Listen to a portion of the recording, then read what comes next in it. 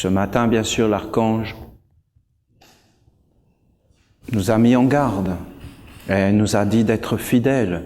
Et son message, bien sûr, n'est pas enthousiasmant et réjouissant parce qu'il annonce des heures sombres pour l'humanité, c'est certain, et il faut le voir. Et il nous dit de nous préparer.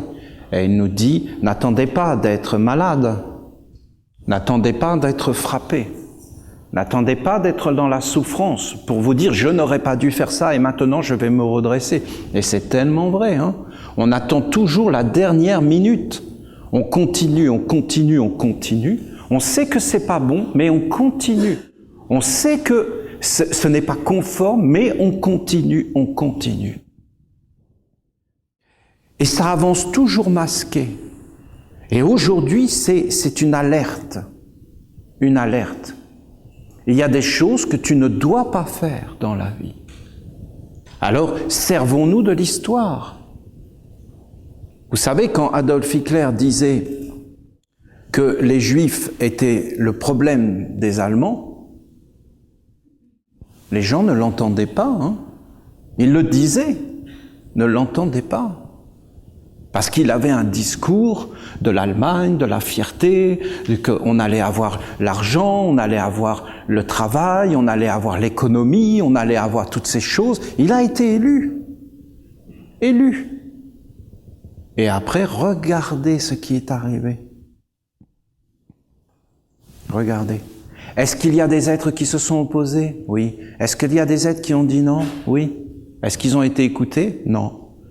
Est-ce que dans la vie, il faut être éveillé? Oui. Oui.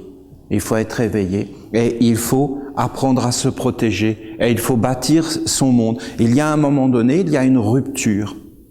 Il y a une rupture dans la vie. C'est triste. On voudrait que ça soit pas comme ça, mais c'est comme ça. À un moment donné, tu n'es pas d'accord. Ça va trop loin. Et tu dis non. Et tu te retires. Tu dois te retirer. On est dans des processus de démocratie.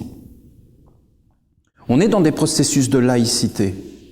Est-ce que ces processus sont bons?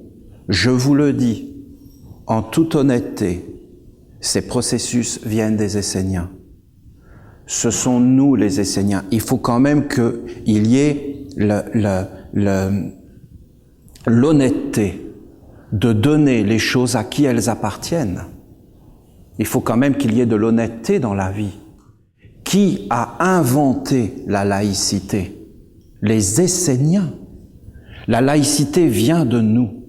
C'est le prophète Mani qui a amené la laïcité. Parce que Mani, il était l'ami du plus grand roi de la terre. Et en fin de compte, ce grand roi a dit à Mani, « Tu n'as qu'un mot à dire, et ta religion est la religion de toutes mes terres officielles, et toutes les religions, autres religions sont bannies. » Et Mani, il a dit non. Toutes les religions doivent être honorées, et toi, le grand roi, tu dois protéger toutes les religions. Et tu dois laisser tous les êtres libres de choisir leur voie et leur chemin. C'est ça, ma religion. C'était la laïcité. Et plusieurs fois, le roi lui a demandé d'être la religion d'État, et toujours il a dit non. Et il a dit, en tant que monarque, tu dois protéger toutes les croyances et toutes les religions dans ton royaume. Et il s'est même opposé au péril de sa vie, à ce que d'autres religieux soient anéantis. Il a amené tous les principes de la laïcité.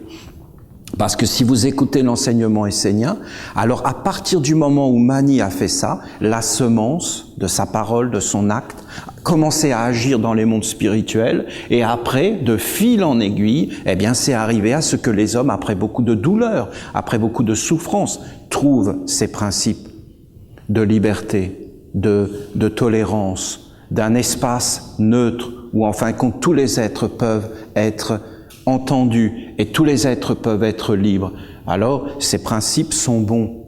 Ce sont des bons principes, ce sont des principes esséniens à la base. Et c'est les Esséniens qui connaissent ces principes réellement et qui doivent les protéger. Mais il y a un moment donné où il y a des êtres qui veulent violer ce qui est beau, ce qui est sacré, ce qui est noble, et qui veulent entrer là et tout profaner. Et à partir de ce moment-là, on doit dire non.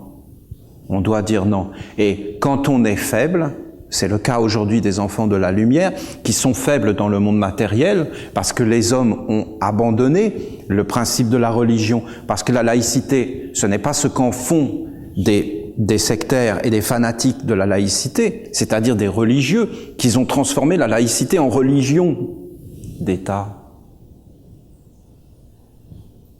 Et ils se servent de la laïcité pour aller combattre les religions, au nom de l'État. Et transformant, c'est toujours le même principe. Alors en réalité, on ne doit pas accepter ces choses. Ils amènent la semence dans le champ. Alors on doit apprendre à préserver et à mettre un monde et à vivre dans un monde où le futur pourra être préservé.